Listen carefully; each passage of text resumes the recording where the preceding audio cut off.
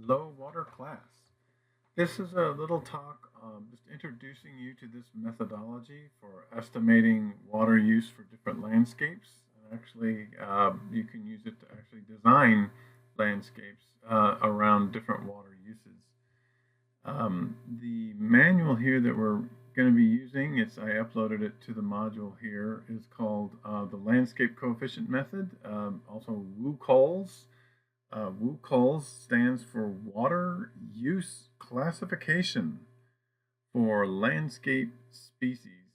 Um, I think, it's no shock that this hasn't caught on like wildfire here with an acronym like that. I think they could have used a little bit of marketing help here, but be that as it may, this is an important method that is being used, and I want to point out something here. Um, Actually, the state legislature passed a law. I don't remember when this was. It was quite a while ago, but this is in the California Code of Regulations from the Department of Water Resources, and it is a model ordinance that the state puts out, and it's about water efficient landscapes.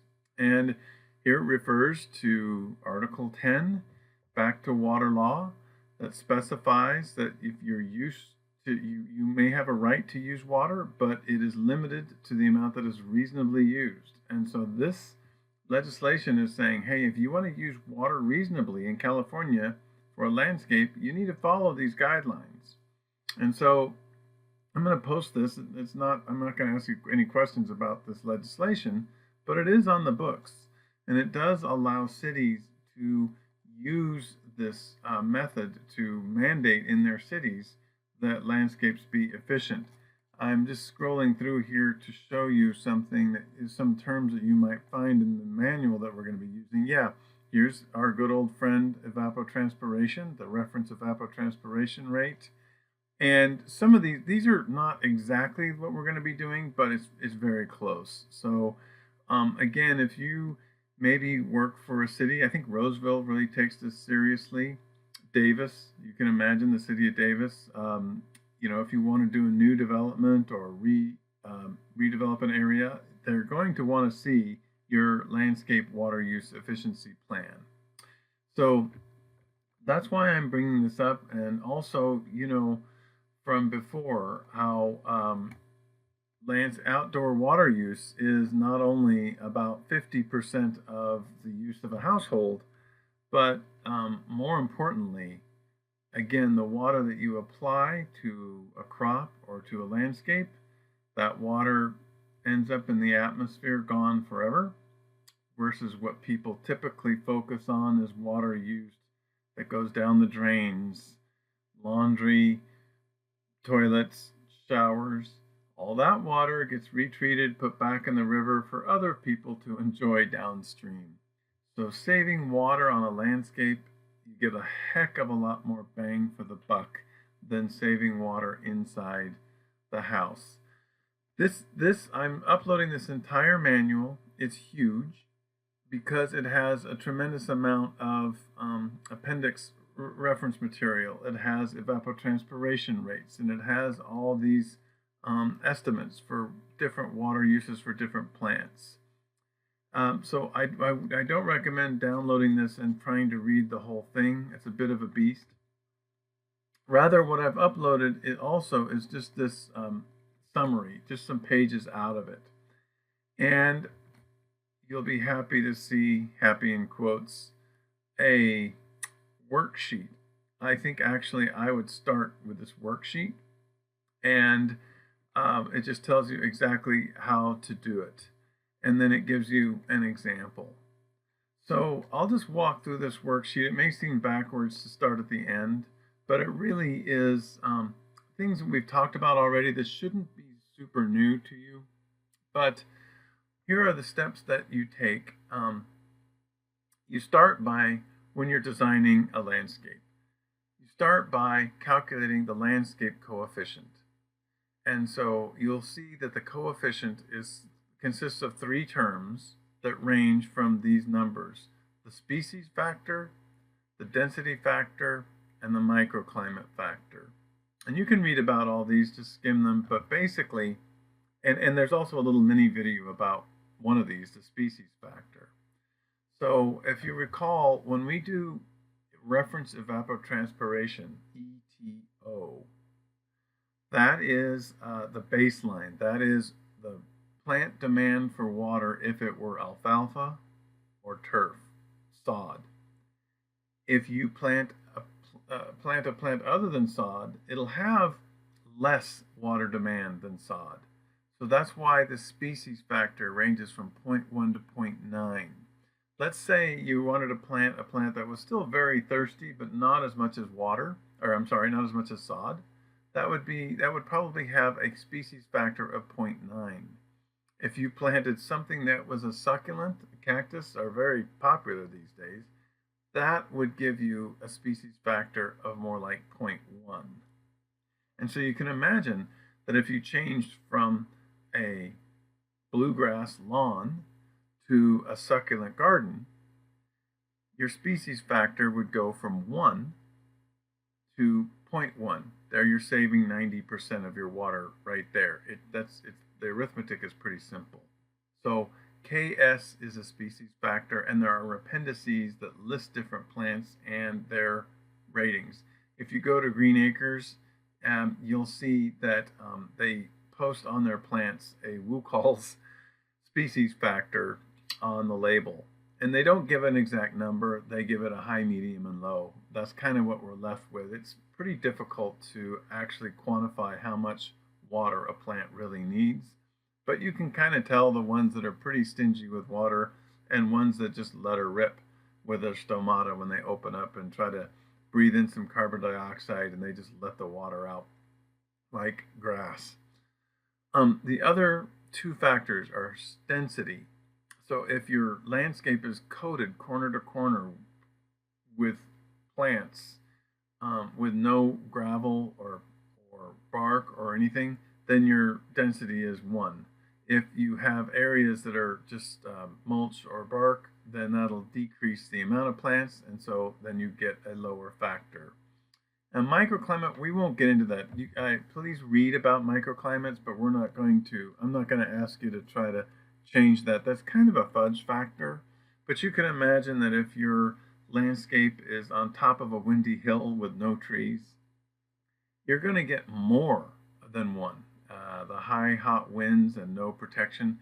Whereas if you're in like they show you in the manual, like if you're in a campus, school campus, or some kind of business park where there's big buildings, lots of shade, not much wind, or shade trees, that creates a microclimate that is less thirsty for water. You don't have hot, dry winds going through, for example.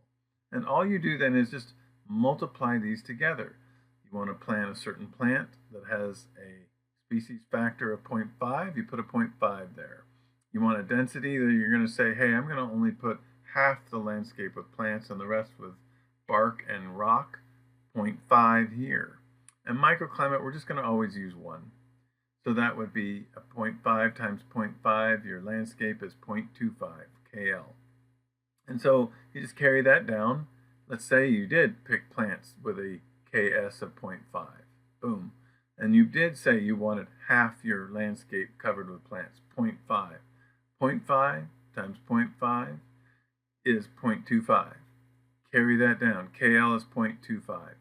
Then you're cooking because you already know ETO. They listed in Appendix A, but you can also read it off the map that we started with in this class. And then you'll get a landscape ET. Does that make sense? So let's say you're in Bakersfield and the ETO is 66 inches. So that's your ETO would be 66 inches here. Your KL was 0.25. So 66 times 0.25, whatever that is, that will be the inches of water that you need for that landscape. It really is simple. I hope that this isn't throwing you off. It is a simple approach, but very powerful. So now you've gone from just looking up ETO like we did at the beginning of the class to saying, hey, I've got different plants and different density. My ETO may be 66 inches, but I need a lot less water for this particular landscape. The last thing to consider is very important And again, I'm just going to give you problems or a problem or two given these things, the efficiency. But the efficiency term can be bigger and more important than these other ones. In other words, if you have an irrigation system that is very inefficient, um, maybe half the water that you apply ends up ponding up on the clay soil, puddling up, running off, and going down the gutter. Or you're kind of a bonehead and you water when you don't need it, and that water just goes away or just shoots through the soil moisture and goes to groundwater. Well, that's nice of you, but it's not very efficient. Then you're being inefficient.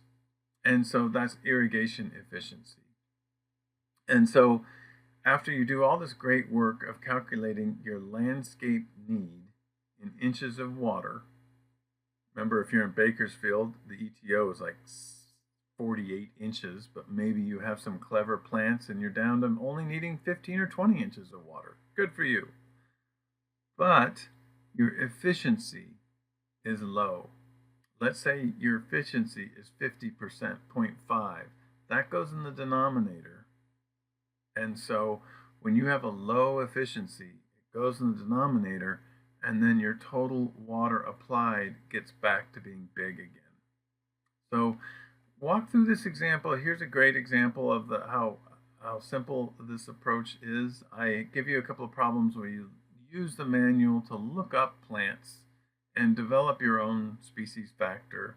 But here we go with this example. KS they use 0.2, KD was 1, microclimate 1. And so the landscape factor is 0.2 times 1 times 1 is 0.2. Therefore, your landscape coefficient is 0.2. If the reference ETO is 7.4 inches, they do it for a month, we do it for a year, doesn't matter. Then notice what happens to the ETO. It goes from 7.4 inches in July to 1.5 inches because you use such a stingy plant with only a 0.2. Now here we go at the end. So here we go.